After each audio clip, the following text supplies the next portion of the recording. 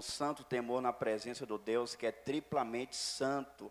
E essa veracidade que Deus é santo inspira temor e concita a adoração.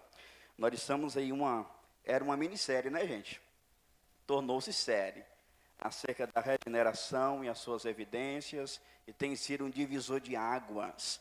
Temos aprendido na Bíblia o que significa nascer de novo, ser crente de verdade. Tem sido muito maravilhoso. Estou feliz em receber todos os visitantes com a igreja, inclusive o nosso irmão Eduardo está ali, a nossa irmã Nalva, que alegria, Márcio também, que honraria, o jovem Cristiano, Deus te abençoe, esse casal amigo, o nosso irmão Cleiton, satisfação conhecê-lo, e a nossa irmã Juliane, que é conhecida nossa há bastante tempo já. Quem se lembrar do irmão Éferson, fica esse dado. A irmã Juliane é prima do nosso irmão Éferson. Olha que benção. Acho que é de família essa apreciação pela Bíblia, viu? Que Éferson, vocês sabem, ama a Bíblia. Deus te abençoe, a nossa irmã Juliane. Ela foi aluna nossa em um curso Como Estudar a Bíblia, ali no bairro Minas Gerais. E também é um ouvinte assíduo do programa A Bíblia em Foco. Irmãos, eu quero repassar com vocês de relance o que nós já vimos, no telão mesmo, porque hoje tem tanta coisa para falar, que se eu não ter cuidado vai virar vigília, viu? Os tópicos que já foram pregados, nós vimos o significado da regeneração. Regeneração significa renascimento, recriação. Aprendemos também acerca da necessidade da regeneração. A maior necessidade do ser humano sem Jesus é nascer de novo. Quem não nascer de novo está impossibilitado de entrar no reino de Deus. Vimos os meios da regeneração, as duas forças operacionais que traz a nova vida para o pecador que crê e que se arrepende, a saber, o Espírito Santo e a palavra da verdade. Vimos também o momento da regeneração. A regeneração, novo nascimento, acontece de forma simultânea no momento da conversão. O pecador ouve a pregação do Evangelho, se arrepende de todo o seu coração, ele se converte no mesmo momento, ele é recriado, ele nasce de novo. Ele nasce do alto, ele nasce de Deus. E nós estamos agora nos debruçando nas evidências da regeneração. Todos aqueles que verdadeiramente nasceram de novo, trazem consigo marcas típicas de um verdadeiro cristão. São evidências, são provas distintivas na vida daqueles que verdadeiramente nasceram de novo. Nós já vimos acerca das evidências. Vamos avançando. O testemunho do Espírito Santo é uma prova da regeneração. A fé que Jesus é o Cristo é outra prova, é outra evidência da regeneração. A obediência, a busca pelas coisas do alto, a perseverança e, para hoje, a pureza moral. A pureza moral, a santidade é uma evidência típica na vida de uma pessoa que verdadeiramente nasceu de novo. Para nós iniciarmos a nossa aula propriamente dita, eu quero que você abra sua Bíblia em 2 Timóteo 2,19. É um texto que tem tudo a ver com o que nós iremos trabalhar. Não iremos expor o texto, mas é necessário iniciarmos a nossa fala lendo uma passagem da Escritura, pois a nossa autoridade consiste na Bíblia. 2 Timóteo 2, versículo 19. Lemos assim a prevalecente palavra de Deus. Todavia o fundamento de Deus fica firme, tendo este selo. O Senhor conhece os que são seus, e qualquer que profere o nome de Cristo, aparte-se da iniquidade. Veremos hoje o teste moral, a evidência moral. Essa marca é marcante. É uma vida de pureza, uma vida de santidade. E nós iremos discorrer os seguintes tópicos acerca da pureza moral.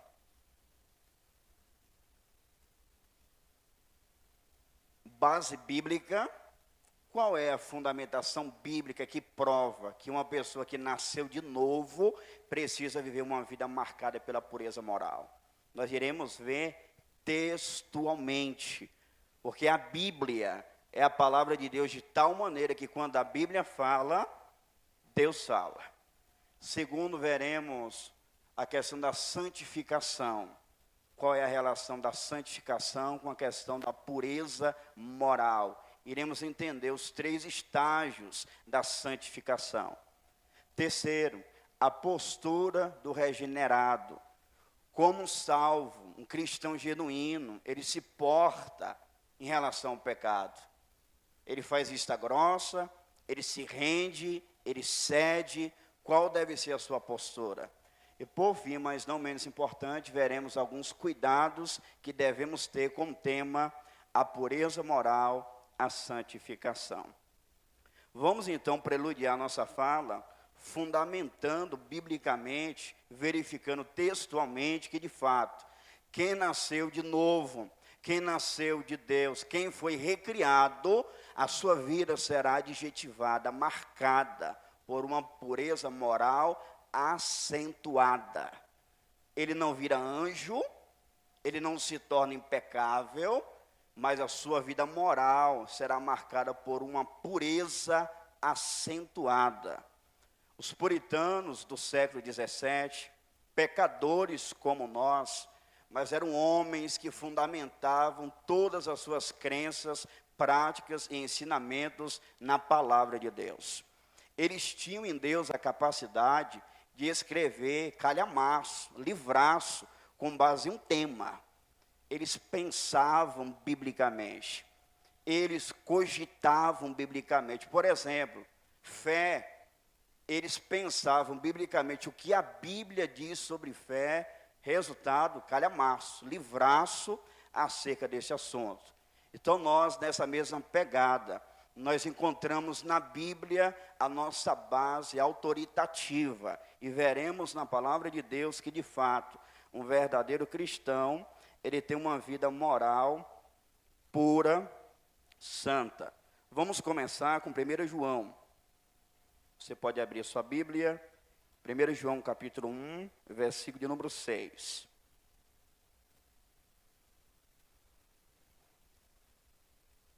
Lemos assim um texto. Se dissermos que temos comunhão com Ele e andarmos em trevas, mentimos e não praticamos a verdade.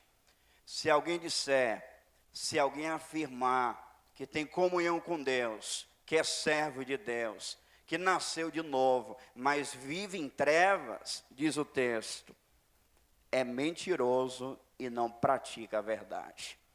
Esse texto não é tão claro, mas preciso ele é nos mostrar que se uma pessoa afirma ter comunhão com Deus, mas vive uma vida marcada pela pecaminosidade, essa pessoa é mentirosa, ela não pratica a verdade, ela não é uma cristã verdadeira.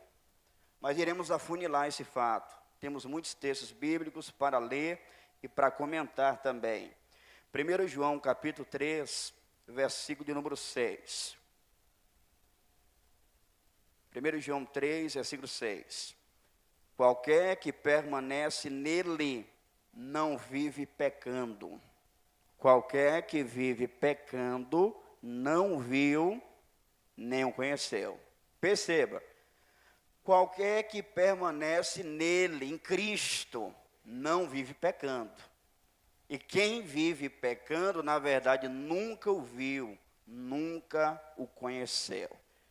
A Bíblia está nos convencendo aqui que quando uma pessoa nasce verdadeiramente de Deus, ela não vai mais viver entregue às práticas pecaminosas.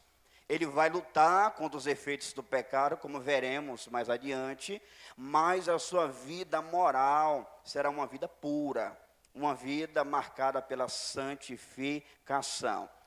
Aquele que permanece em Cristo não vive na prática habitual, viciosa do pecado.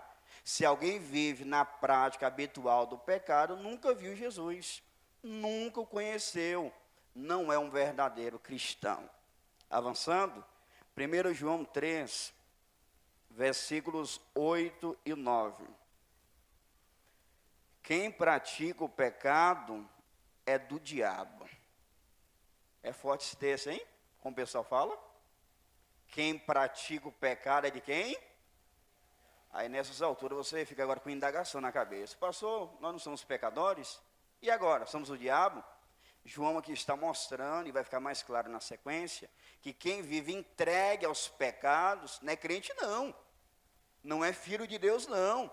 Quem vive na prática viciosa do pecado, diz-nos o texto, é do diabo. Por quê? Porque o diabo vive pecando desde o princípio, é contumaz, teimoso, obstinado.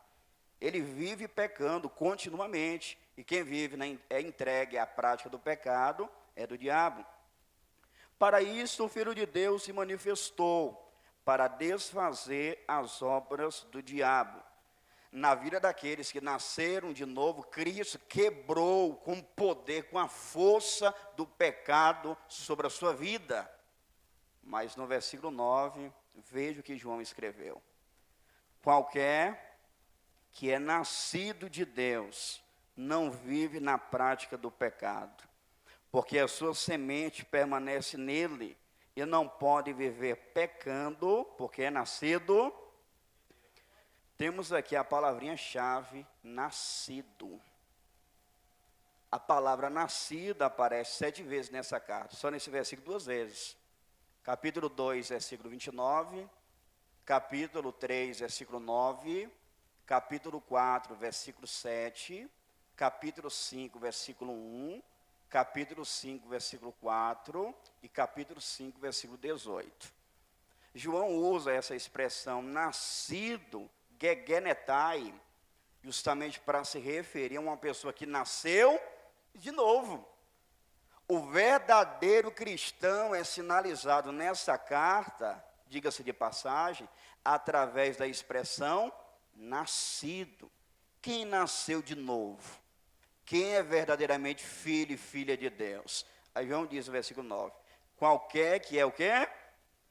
Nascido de Deus, crente, convertido, salvo, não vive na prática do pecado. Ou seja, ele não se entrega, ele não é controlado, ele não é governado pelo pecado. Pecador ele continua sendo, como veremos na sequência. Nós, crentes salvos, lutamos continuamente contra os efeitos do pecado. O ponto de João é apresentar aqui uma pessoa que se diz ser crente, só que vive entregue às práticas pecaminosas. O pecado não é um acidente na sua vida. O pecado é premeditado. O pecado é um estilo de vida. A pessoa planeja pecar, a pessoa tem prazer em pecar, a pessoa não sente nem pesar quando ele peca. Quem vive assim, diz João, não é nascido de Deus. Por quê? Porque a sua semente permanece nele. Porque um crente verdadeiramente salvo, ele não vive entregue às práticas pecaminosas. Porque foi implantado nele uma semente.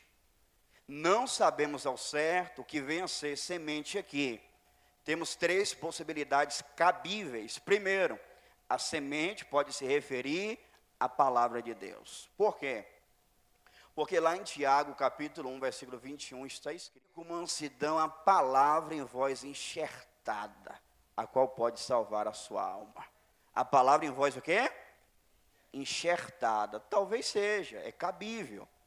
A segunda possibilidade diz o seguinte, é a nova natureza. Vai dizer em 2 Coríntios 5, 17. Assim que se alguém está em Cristo, nova criatura é. As coisas velhas, e eis que tudo é cabível.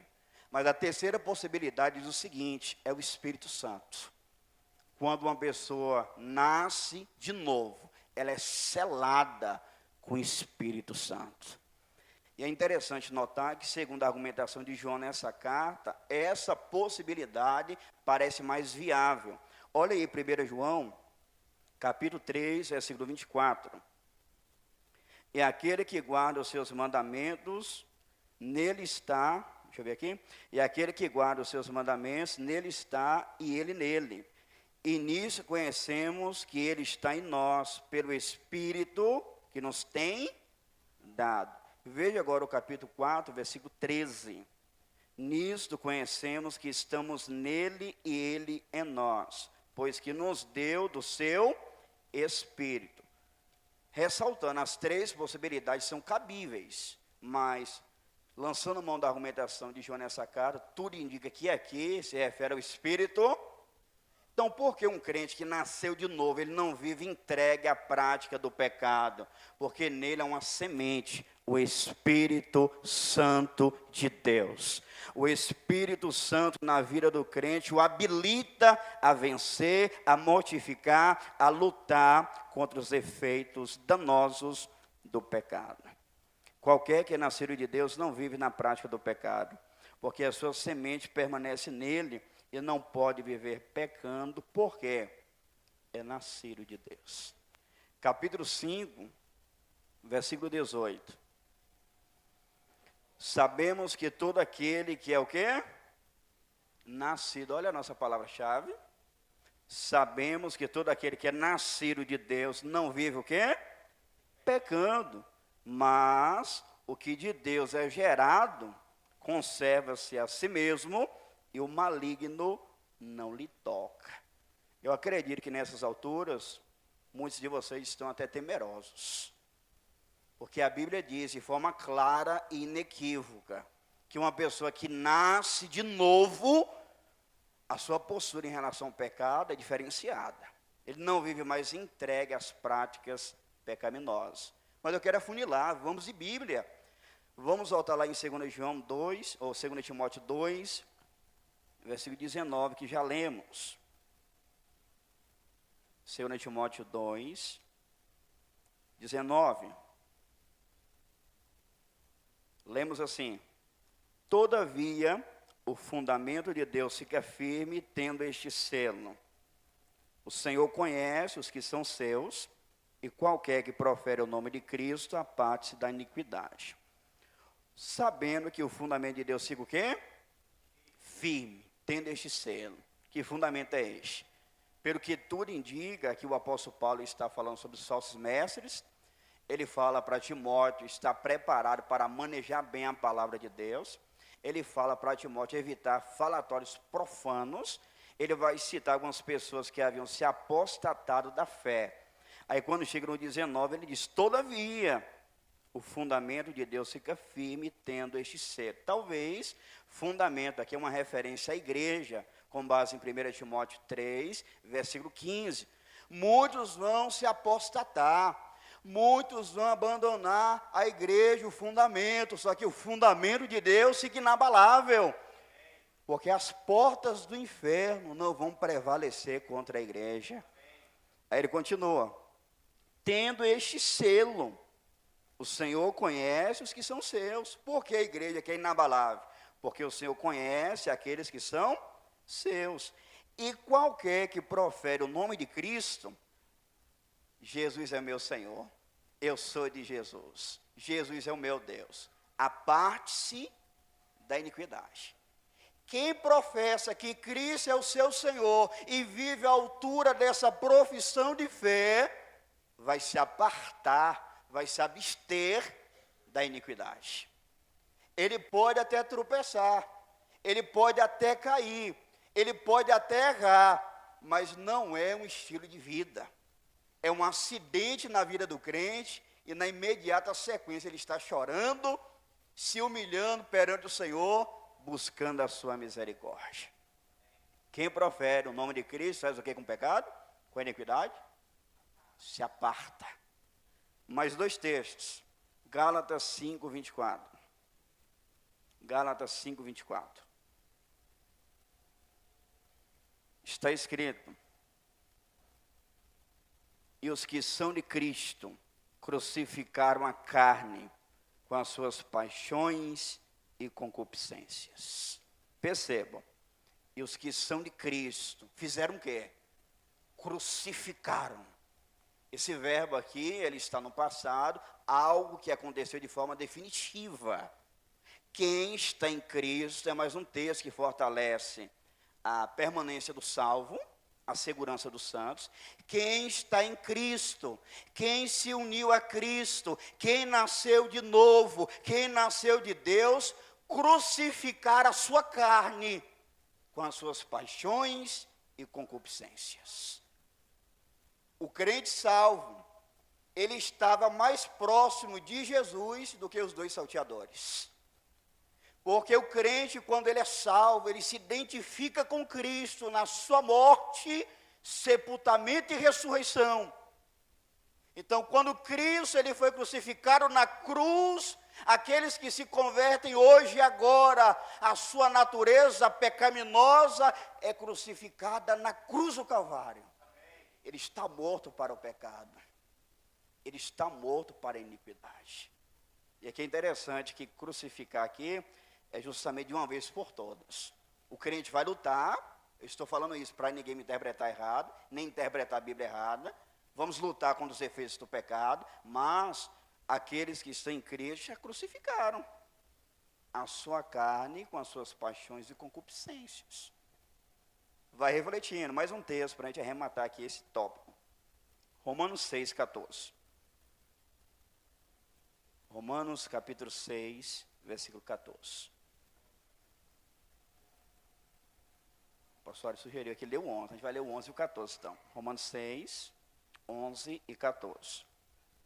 Assim também, vós considerai-vos como mortos para o pecado, mas vivos para Deus em Cristo Jesus nosso Senhor. Como um salvo, ele se considera em relação ao pecado como morto. A ideia aqui é de você ter uma certidão de óbito no bolso. O pecado vem te assediar, te fazer pecar, transgredir. A dinâmica é, você pega a certidão de óbito do seu bolso e fala para o pecado: pecado, eu estou morto para você, eu não vou pecar contra o meu Deus. Você se considera morto para o pecado. 14.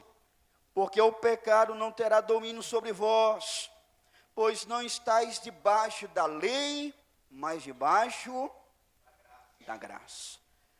A lei, segundo Romanos 7,12, é uma bênção. Olha aí Romanos 7,12. Assim a lei é santa e o mandamento santo, justo e bom. Nada contra o mandamento. O problema é o pecado no homem.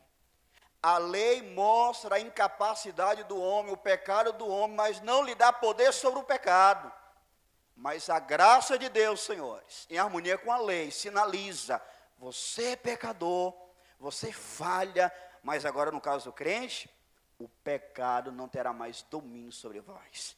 Porque a graça indica a pecaminosidade, mas te dá poder sobre o pecado. Porque o pecado não terá mais domínio sobre vós, pois não estáis debaixo da lei, mas debaixo da graça. Precisamos agora entender a questão da santificação. Porque estamos verificando na Bíblia que o verdadeiro crente, ele não vive entregue ao pecado, certo? Só que nós ainda pecamos. A Bíblia Sagrada nos apresenta, é o próximo tópico, 3 estágios da chamada santificação.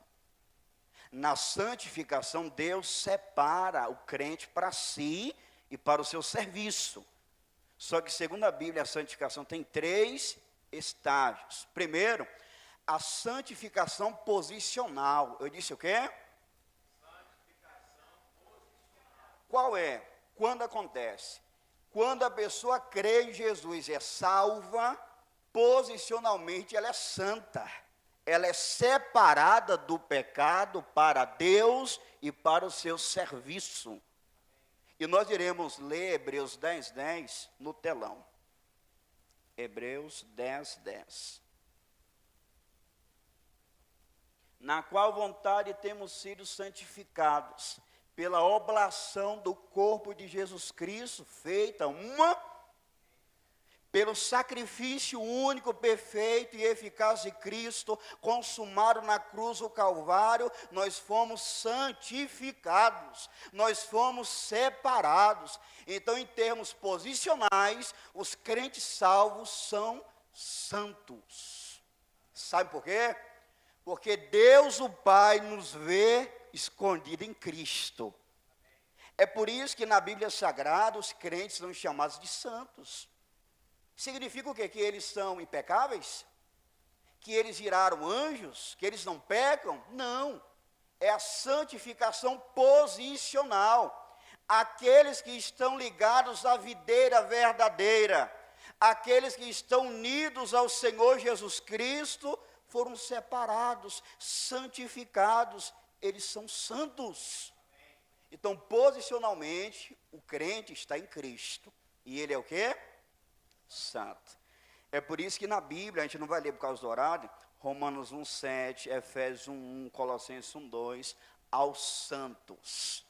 Paulo, escrevendo as suas missivas, as suas cartas, ele dizia reiteradas vezes, aos santos que estão em Éfeso, aos santos que estão em Roma, aos santos que estão em Colossos. Como assim santos? Impecáveis?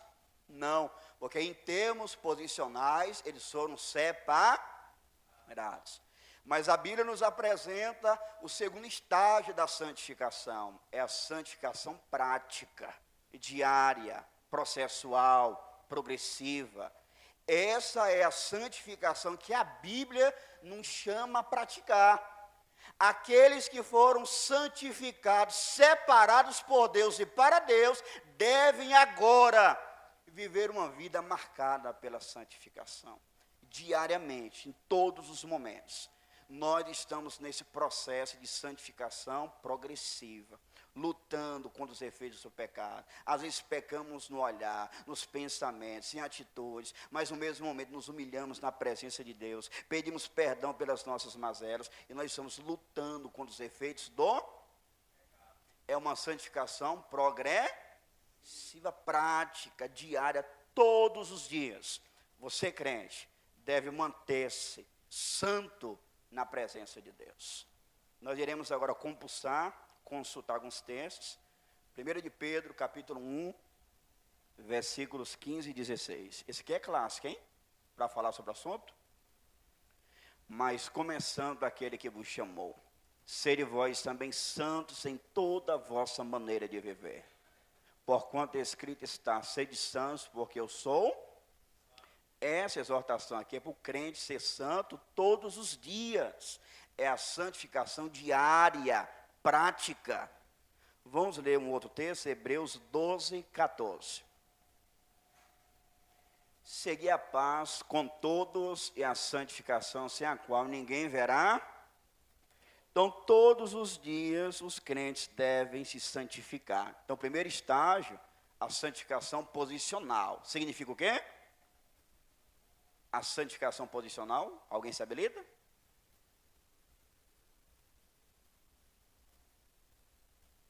O que é a santificação posicional?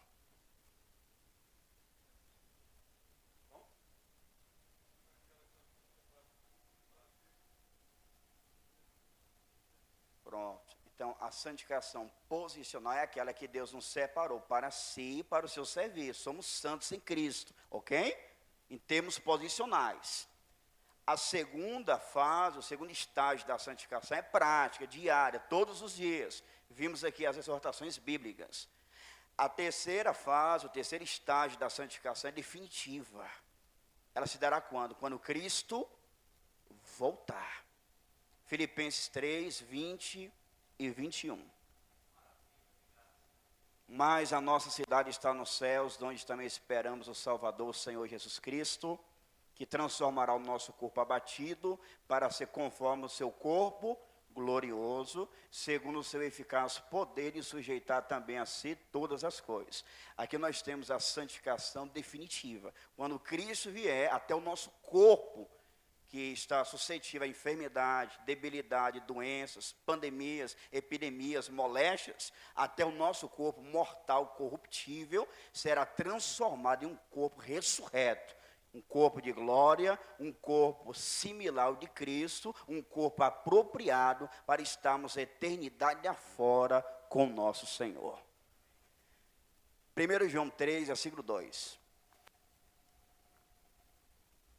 Amados, agora somos filhos de Deus e ainda não é manifesto que havemos de ser, mas sabemos que quando ele se manifestar, seremos semelhantes a ele, porque assim como o veremos. É a santificação em seu último estágio, pleno. Seremos plenamente santos. No primeiro estágio, nós somos salvos do poder ou do castigo do pecado. O salário do pecado é... Então, na primeira fase, no primeiro estágio, Deus nos salva do castigo do pecado. No segundo estágio, nós estamos sendo salvos do poder do pecado. No terceiro estágio, seremos salvos de forma definitiva da presença do pecado. Não haverá mais pecado na vida do salvo. Louvado seja o nome do Senhor. Nós iremos enfocar então na santificação prática. Como de forma prática nós podemos expressar a pureza moral. Nós vimos que o verdadeiro crente não vive entregue aos pecados, sim ou não? Então, como em termos práticos nós podemos demonstrar se fomos ou não salvos? Nós iremos afunilar isso aqui. Precisamos fazer um check-up da nossa conversão, da nossa vida espiritual. E eu destaquei 5 áreas da nossa vida que nós iremos ter um vislumbre se estamos ou não vivendo em pureza moral. Vamos ao teste? Santificação prática, toda a nossa maneira de... Não é isso que Pedro diz? Mas começando aquele que vos chamou, sede vós também santos em toda a vossa maneira de... Em tudo falando na nossa vida. Destaquei 5 ali, só para a gente trabalhar biblicamente. Em primeiro lugar, está ali os pensamentos. Eu te pergunto agora, você é um cristão genuíno? Como estão os seus pensamentos? O que você alimenta na sua mente? O que você dá combustível na sua cabeça? Com que você tem ocupado o seu raciocínio? Deus, ele sonda. Deus, ele conhece. O homem não sabe. O pastor não sabe. O seu cônjuge não sabe. Seus pais não sabem. Mas Deus sabe. Volta a pergunta. O que você... Eu não estou falando o que passa na sua cabeça. Eu estou falando o que você alimenta na sua cabeça. Porque nós que nascemos de novo, nós precisamos expressar santidade, pureza moral em toda a nossa maneira de viver, inclusive na nossa cabeça, em nossos pensamentos. Você maquina alguma coisa? Você imagina algo que foge terminantemente do padrão moral que Deus estabeleceu na sua palavra? Vamos ler Filipenses 4, versículo 8. Quanto ao mais, irmãos, tudo que é verdadeiro, tudo que é honesto, tudo que é justo, tudo que é puro, tudo que é amável, tudo que é de boa fama, se há alguma virtude e se há algum louvor, nisso pensai. Se há algo moral, verdadeiro, puro, se há algo em que há louvor, nessas coisas você deve ocupar os seus pensamentos. Nisso pensai. Então nós precisamos considerar esse ponto aqui com seriedade. O que nós temos nutrido na nossa cabeça. Porque aqueles que nasceram de novo, eles têm uma vida moral ilibada e tudo começa no seu homem interior. O que nós temos nutrido na nossa cabeça, com que temos ocupado o nosso raciocínio. Devemos pensar naquilo que tem virtude e que tem louvor. Jesus Cristo, ele foi indagado acerca de qual seria o maior mandamento da lei. Naquela época, esse tema era polêmico, nós já temos a resposta na Bíblia, mas naquela época era pauta de debates acirrados. Qual é o maior mandamento da lei? Dos 613 preceitos da lei, havia uma discussão, qual deles é o maior? Mas o doutor da lei perguntou a pessoa certa, aquele que tem toda a sabedoria. Jesus disse em Mateus 22, 37. E Jesus disse-lhe: amarás o Senhor teu Deus de todo o teu coração, de toda a tua alma, de todo o teu... Vamos frisar pensamento? Que tipo de amor o crente deve deferir a Deus? É um amor completo, inclusive que envolva o pensamento. Na sua cabeça, nos seus pensamentos, você expressa amor, devoção a Deus? Pastor, eu estou entendendo. O verdadeiro crente, ele não vive entregue à prática do pecado. E ele precisa viver em santidade, a começar pelos seus pensamentos. Se você de manhã até a noite tem um pensamento poluído, pecaminoso, meu amigo, o negócio é mais sério do que você imagina. Você está levando a esportiva, empurrando com a barriga, o inferno é real. Quem criou o inferno foi Deus, para o diabo, seus anjos e homens rebeldes. Então você precisa se certificar. O que você tem alimentado na sua mente, se for pecaminoso, entra dia, sai dia, de manhã à noite, você precisa ficar alarmado, você precisa pedir misericórdia, você precisa se converter a Deus. E a partir de hoje, com esse conhecimento, nós crentes somos desafiados a quando vier o pensamento pecaminoso, nós lutarmos contra eles. Não é porque o homem não vê que você vai alimentar. Você está diante de um Deus que é santo, que está em todos os lugares, inclusive sondando os seus pensamentos. E você precisa reverenciar esse Deus. Esse Deus é triplamente santo. A sua santidade é infinita e inigualável. Deus não tolera o pecado, Deus não peca. A Bíblia diz em Abacuque 1,13 que os seus olhos são tão puros que ele não pode contemplar o mal. Então, quando você for tentado alimentar um pensamento pecaminoso, você precisa renunciá-los. Você precisa fazer como o salmista no Salmo 119, verso 11: escondi a tua palavra no meu coração, para eu não pecar contra ti. A nossa maior arma contra a invasão do pecado é internalizar as sagradas escrituras. Quando os pensamentos te assaltarem, você precisa desviá-los, renunciá-los para a glória de Deus. Segundo aspecto aqui do nosso estudo, palavras. Como estão suas palavras, hein? Tem crentes que verbalizam palavras de baixo calão, xingam, é uma gíria mundana, piadas indecentes, indecorosas. O que sai da sua boca, irmão? Como pastor dessa igreja, eu estou aqui preparando vocês para morar nos céus. O que sai da sua boca?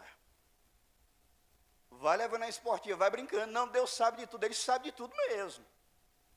A Bíblia estabelece um padrão moral até para aquilo que sai da nossa boca.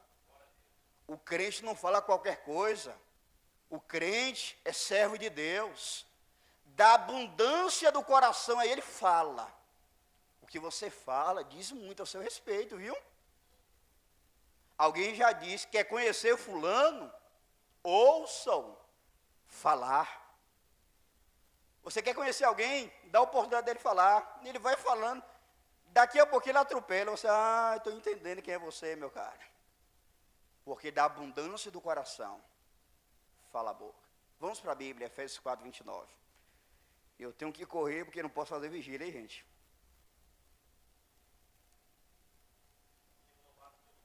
Efésios 4, 29. Não saia da vossa boca nenhuma palavra torpe. Veja. Nós temos aqui uma proscrição, um mandamento proibitivo. Não. Os teólogos liberais dizem, olha, não é correto falar não. Não tem essa questão de restrição, não tem. esse texto desmistifica essa filosofia herética. Deus também tem não para o seu povo. Lá nos 10 mandamentos, por exemplo, a palavra não aparece só 10 vezes. Consulta lá depois. Não saia da vossa boca nenhuma palavra torpe. O que é a palavra torpe? É uma palavra indecente. Torpe que era usado, sabe para quê? Para se referir a alimentos podres, a leite podre, a frutos podres, a carne podre. Paulo está dizendo, movido pelo Espírito Santo, não saia isso da sua boca, não.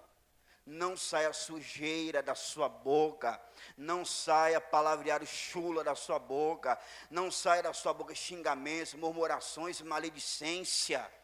Não saia da vossa boca a palavra torpe, mas só a que for boa para promover a edificação. Não saia algo podre, algo que venha contaminar, desmoralizar, algo que venha desonrar a Deus. Se for para sair algo da sua boca, deve ser algo edificante, algo que levanta as pessoas, que edifica as pessoas. E mais, para que dê graça aos que a ouvem, palavras edificantes e graciosas. Mas não saia da vossa boca a palavra torpe. Vamos ler um outro texto? Mateus 12, 33 ou 37. Eu vou aprofundar aqui e quarta-feira eu termino, gente. Para que pressa? A gente está correndo de quem? Mateus 12, versículos 33 e 37. Os pregadores da igreja estão agendados aí. Olha, vamos remanejar as datas, né? Mateus 12, a gente vai ler 33 a 37. A gente precisa afunilar mesmo, irmãos. Precisamos aplicar de forma penetrante a palavra de Deus. Mateus 12, 33 a 37. Ou dizeis que a árvore é boa e o seu fruto bom, ou dizeis que a árvore é má e o seu fruto mau, porque pelo fruto se conhece a árvore. Veja bem, Cristo aqui, ele foi acusado de estar expulsando demônios, fazendo maravilhas pelo príncipe dos demônios. Os fariseus falaram essa asneira, essa blasfêmia. Aí Cristo vai mostrar para eles que, na verdade, eles só falavam que falavam por serem quem eram. Você tem uma árvore. Se a árvore dá fruto bom, a árvore é. Mas se a árvore dá mau fruto, a árvore é. A pessoa pode tentar simular por um tempo. Ela vai tentar demonstrar ser uma coisa que não é, mas o fator tempo é chave. Os frutos vêm. E os frutos revelam quem é a árvore. É uma árvore que Deus plantou? É um verdadeiro cristão? Então os frutos vão dar evidência. A árvore é uma árvore boa ou má? Os frutos vão sinalizar. 34. Raça de víboras, como podeis vós dizer boas coisas sendo maus? Não é para menos vocês falar isso de mim. Vocês são maus, pecadores, irregenerados. Vocês falam o que falam por serem quem são. Pois do que há em abundância no coração, disso fala a boca. Por isso que eu falo, devemos ter muito cuidado com aquilo que nós verbalizamos. Ah, não, foi no impulso, às vezes acontece. Da pessoa não querer falar aquilo, falar, mas via de regra, a boca fala o que o coração está cheio. Então vejam, eu volto aqui à pergunta: o que tem saído dos seus lábios? Xingamentos, crente xingando? E é cada gíria que os crentes usam que eu vou falar para vocês, viu? Na época eu vivia na criminalidade, as mesmas gírias na boca dos crentes. Não estou entendendo nada. Aí pode, né? É a mesma coisa. Então, tudo que eu falava lá na minha vida pregressa, eu posso falar hoje e está tudo certo. Da abundância do coração, fala a boca. 35. O homem bom tira boas coisas do seu bom tesouro, e o homem mau do seu mau tesouro tira coisas más. Então, veja, o que sai da sua boca, se você for escrever. Rapaz, olha só que coisa. Está mostrando a condição do seu homem interior. Quem é você de verdade? Você pode se gravar o dia inteiro para depois se ouvir. Vai contabilizando, nossa, só eu falando, né? revelando quem você é por dentro. Talvez na frente dos irmãos, olha, comedido, fala de forma elegante, bonita, mas nos bastidores, palavreado chula. 36. Mas eu vos digo que de toda palavra ociosa que os homens disserem, hão de dar conta no dia do juízo. Porque por tuas palavras serás justificado, por tuas palavras serás condenado. Perceberam que a questão não é o pastor Alain, é Bíblia? É o Senhor da igreja orientando a sua igreja? A depender do que sai da sua boca, meu irmão, você nunca foi crente de verdade. Fez algumas reformas externas, houve uma mudança no estereótipo, mas você está perdido com a Bíblia na mão e dando glória a Deus na igreja. Você canta na igreja para Deus, você evangeliza e fala de Deus, mas você está indo para o inferno. Não sai da vossa boca nenhuma palavra torpe. Nós iremos agora ver mais textos bíblicos que mostram agora outras áreas. Porque assim, da nossa boca não deve sair nada estragado, nada pecaminoso. E a Bíblia abrange esse assunto. Por exemplo, a questão da maledicência. Tem crente que talvez me ouviu até agora, graças a Deus, estou livre, não xingo. Deus é mais. Não. Mas possa ser que você gosta de falar da vida dos outros. Não é pecado você chegar em casa com a sua esposa, comentar algo. Olha, eu percebi que o irmão está um pouco triste, né? Mas sempre com a intenção de ajudar. Comentário inócuo, comentário por comentário, e outro, seu filho ouvindo, viu? Você chega em casa, rapaz, você viu como é que estava o irmão? Falando mal dos outros e o filho olhando. Ele vai crescendo naquela atmosfera. Às vezes, é um crente problemático, dá trabalho para todo mundo, e a criança vê o pai ou a mãe reclamando, às vezes sai da igreja lamentando o culto, mas você viu, vai embora. Os meninos ouvindo. Na mente das crianças, a igreja é uma coisa terrível. A criança cresce revoltada com a igreja porque ouviu o pai lamentar com a mãe o tempo todo. A igreja me distrata, a igreja é isso, a igreja é aquilo. Quando a criança crescer, eu quero meio com a igreja, nada, rapaz. Sendo que, na verdade, era papai e mamãe que eram os problemas. Vocês entenderam? É aquela história que de tempo em tempo nós contamos aqui. O pastor foi fazer uma visita pastoral. Ele se assenta ali, de repente, a criança do casal para lá e para cá. Olhava na face do pastor, depois na cabeça atrás do pastor. E voltava. O pastor ficou intrigado. Ô menino, você tem o que mesmo? Não, pastor, eu estou buscando, procurando a sua outra cara. É porque papai e mamãe falou que o senhor tem duas caras. Você entendeu? Tem pessoas que fofocam com a vida de todo mundo, e isso pode ser um indicativo, meu filho. Você está longe de ser um crente de verdade. Nós somos tentados à maledicência, vocês sabiam? Até mesmo a questão da curiosidade. Quer um exemplo prático? A ponte aqui que dá acesso a Moisés. Faz de conta que você está descendo e tem duas pessoas olhando lá para baixo. Para você passar direto vai ser difícil. Então a questão da maledicência, pelo fato de sermos ainda pecadores, é uma tendência da natureza pecaminosa. Mas o que nós estamos enfocando aqui é que o salvo, ele tem a semente, se lembra? Tem o Espírito de Deus, a palavra de Deus, a graça de Deus, para vencer essas coisas. Vamos para a Bíblia, Tiago 4, 11 e 12. Irmãos, não faleis mal uns dos outros. Quem fala mal de um irmão e julga seu irmão, fala mal da lei e julga a lei. E se tu julgas a lei, já não és observador da lei, mas juiz. Há um só legislador e um juiz que pode salvar e destruir. Tu, porém, quem és que julgas a outrem? É Bíblia ou não? Irmãos, não faleis mal uns.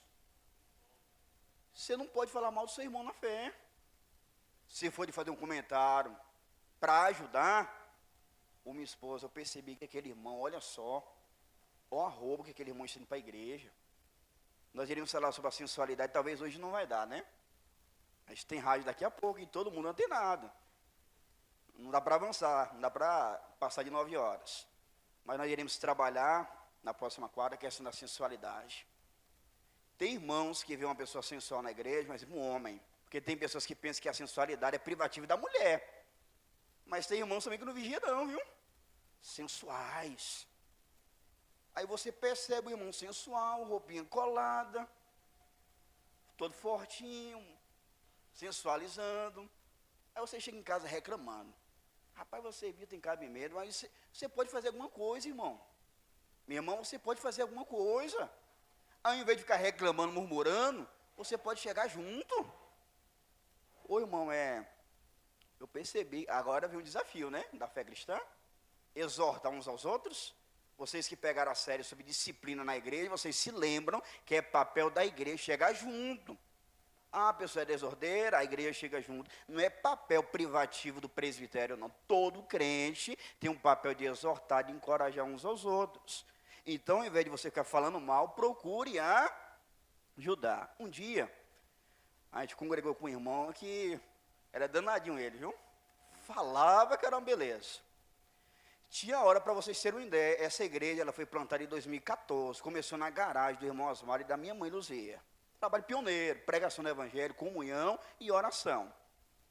De repente, quando a gente alugou o primeiro ponto na rua Belmonte, pequenino, minúsculo, tinha um irmão que quando finalizava o culto, meus irmãos, para ir embora dava trabalho.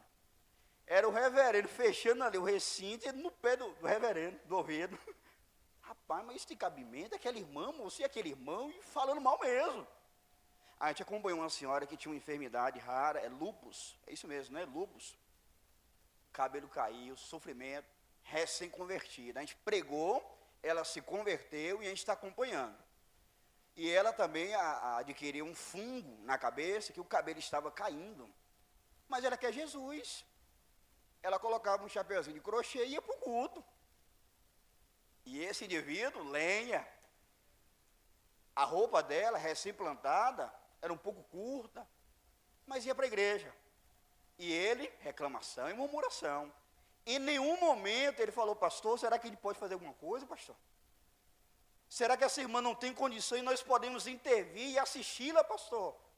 Em nenhum momento ele falou, minha esposa, aborda aquela irmã da igreja, procure saber, talvez nós tenhamos capacidade de ajudá-la, mas ninguém quer isso, irmãos. Só quer apontar, só quer julgar, só quer depreciar, diz o texto. Irmãos, não faleis mal uns dos outros. Nós não temos autorização, não temos chancela, não temos aprovação para falar mal dos irmãos. Na Bíblia, na verdade, quem fala mal assim um do outro e tal, é chamado de hipócrita. Falso. Porque geralmente a pessoa que fala mal, na frente mesmo, é um tratamento que você que sabe da vida do camarada, 5 anos assim, é brincadeira, né? Você está de brincadeira. Na frente da pessoa trata bem, mas por detrás, lenha. Olha o que Salomão disse em Provérbios 11:9. O hipócrita, com a boca, danifica o seu próximo. Quem é que danifica o seu próximo com a sua boca? O hipócrita. Mas os justos são libertados pelo conhecimento. Vamos ler também Provérbios 6, 16 ao 19. Tem muitas pessoas que gostam, irmãos, infelizmente, de colocar um crente contra o outro. Ainda mais crentes enciumados, né? Às vezes tem uma amizade boa com o irmão, aí fica enciumado que aquele irmão está com comunhão com outro irmão. E isso vale muito para a mulher também, que eu vou falar, viu? Ciúme da irmã. Mas eu quero a amizade dela só para mim. Só para ti? A comunhão é a fraternidade, é o povo de Deus, é a família de Deus. E tem pessoas que começam a semear contento, fazer motim na igreja. Jogar um contra. Veja o que está escrito em Provérbios 6, 16 a 19. Estas 6 coisas aborrece o Senhor, e a 7ª a sua alma abomina: olhos altivos e língua mentirosa, e mãos que derramam sangue inocente, e coração que maquina pensamentos viciosos, e pés que se apressa a correr para o mal, e testemunha falsa que profere mentiras, e o que semeia contendas entre sabe qual é a sétima que Deus abomina? 6, Deus aborrece. Mas a sétima, a sua alma abomina, traz náuseas em Deus. E o que semeia contendas entre Cristo, amados, morreu pela igreja. Nós iremos nos dar o luxo de semear contendas entre o povo de Deus? Coloca um contra, a alma de Deus abomina. A palavra diabolos é a palavra para caluniador. Segundo a Bíblia, o grande caluniador é o diabo, que ele fica caluniando. Ele usa as pessoas para caluniar, para criar história, conversa, semear contendas entre os irmãos. Se uma pessoa vive na prática da maledicência, ela está prestando serviço para Deus ou para o diabo? O diabo. Quem quer afetar a comunhão da igreja não é Deus não, irmãos. É o diabo. Então nós precisamos fazer o quê? Provérbios 13:3. O que guarda a sua boca, conserva a sua alma. Então você quer se conservar? Guarde a sua boca. O que devemos falar, já vimos. Aquilo que promove a edificação e dê graça aos que ouvem. 1 Pedro 4:11, Pedro falando sobre os dons. Se alguém falar, fale segundo as palavras de Deus. Efésios 5:18 e 19. E não vos embriagueis com vinho, que a contenda, mas enchei-vos o Espírito. 19. Falando entre vós, em salmos, hinos e cânticos espirituais. O que sair da nossa boca deve glorificar a Deus e edificar o nosso próximo. Quantos me entenderam? Para finalizar esse tópico aqui, eu queria dizer acerca de pessoas que gostam de falar mal de pastor. Primeiro eu quero corrigir o seguinte: aquela ideia, olha, não toqueis nos meus ungidos, nem maltrateis os meus profetas, Salmo 105:15, salvo engano. Aí tem pastores que pegam para falar o seguinte: olha, sou ungido, sabe? Eu sou ungido. Mas todo crente, segundo a primeira carta de João, é ungido. Então o pastor pode tirar o cavalo da chuva. Eu pensei que ele é o bambamã. Só que a Bíblia Sagrada mostra para nós um cuidado grande que devemos ter em caluniar, em criticar, em murmurar da liderança cristã. Sim, quando é falso profeta, falso ensinador, Judas é um exemplo. Judas apresenta um quadro, não tem dor não. Para os crentes, ele fala assim: chamados, queridos em Deus Pai, conservados por Jesus Cristo. Mas quando ele vai falar sobre os falsos profetas, ele não tem dó não. Eu estou falando aqui de liderança cristã, que às vezes está até errado em alguma coisa, que não afeta terminantemente a fé cristã, mas os crentes, olha, língua. Eu quero ler com vocês Atos 23:1-5. Porque eu, como pastor, tenho que ensinar isso para vocês. E pondo Paulo os olhos no conselho, disse: varões e irmãos, até o dia de hoje tenho andado diante de Deus e com toda a boa consciência. Mas o sumo sacerdote Ananias mandou aos que estavam junto dele que o ferisse na boca. Paulo está ali no tribunal, Paulo começa a falar da pureza da sua consciência. Um sumo sacerdote Ananias mandou o rapaz dar um tapa, ferir a boca de Paulo. Já pensou? Paulo, na mesma hora, ele disse. Então Paulo lhe disse: Deus te ferirá a parede branqueada. Uma ofensa gravíssima. Paulo não teve cerimônia. Deus vai te condenar, te ferir, parede branqueada. Tu estás aqui assentado para julgar-me conforme a lei, e contra a lei me mandas ferir. Então veja que Paulo, ele verbalizou uma palavra de ofensa. Se a pessoa que mandou dar um tapa na boca de Paulo não fosse um sumo sacerdote, Paulo estava tranquilo também. Mas veja o que acontece. E os que ali estavam disseram: injurias o sumo sacerdote de Deus? Paulo desconhecia que Ananias era um sumo sacerdote, por isso disse: Deus te ferirá, ó parede branqueada. Mas alguém disse: você fez o quê? Você injuriou o sumo sacerdote de Deus? Aí Paulo se retrata na hora. E Paulo disse: não sabia, irmãos, que era o sumo sacerdote, porque está escrito: não dirás mal do príncipe do teu povo.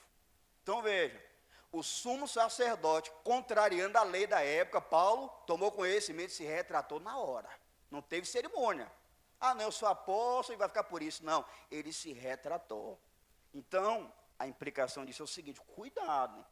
Nós aqui no púlpito da Conservadora, a gente denuncia os desmandos, os falsos profetas, de forma enérgica. E vamos continuar fazendo. A Bíblia nos manda fazer defesa da fé. Mas temos que ter cuidado nós aqui, para a gente não injuriar os servos do Senhor, pastores, líderes cristãos. Vocês me entenderam? Responda para você. Você já falou mal de algum pastor? Sério, piedoso, consagrado? Se sim, peça perdão.